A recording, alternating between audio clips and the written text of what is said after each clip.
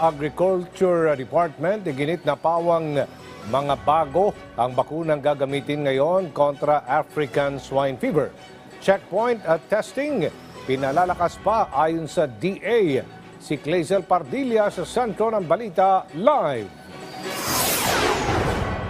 Yes, Aljo, may 150,000 na bakuna kontra African Swine Fever na umano na dumating dito sa Pilipinas nakaraang taon. Pero expired na raw, bagay na pinangangambahan ng ilang grupo ng mga hog-raisers na gamitin sa pagbabakuna kontra ASF.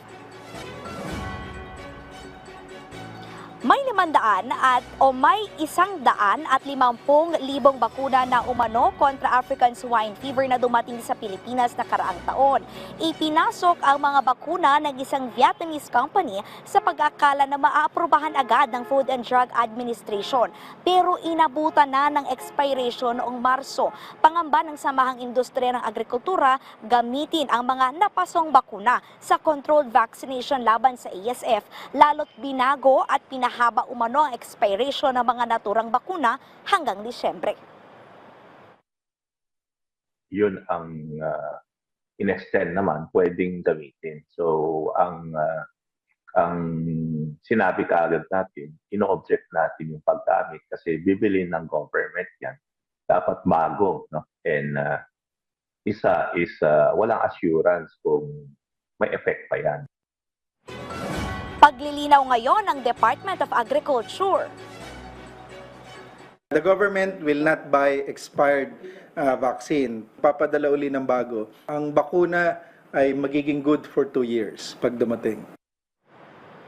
Wala niyang ginastos ang DA sa mga nag-expire na bakuna. Matatandang pinatigil noon ang pagbabakuna ng ilang pribadong sektor dahil sa kawalan ng Certificate of Product Registration ng ASF vaccine. 10,000 bakuna kontra ASF ang inaasahang darating ngayong linggo na ilalaan sa lalawigan ng Batangas na nagdeklara na ng state of calamity dahil sa patuloy na pagkalat ng ASF. Sa kabila nito, hindi pa kinakailangan magpatupad ng malawakang state of calamity sa buong bansa. Sabi ni Agriculture Secretary Francisco Tiu Laurel Jr., kumpiyansa siyang makokontrol ang ASF dahil sa mga ginagawang hakbang ng ahensya gaya ng pagpapakuna.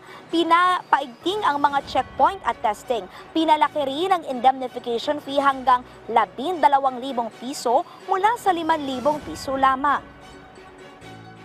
This will definitely help na makontrol yung pagpupuslit doon sa mga infected animals. Yan ang pinaka-reason bakit mabilis kumalat yung ASF.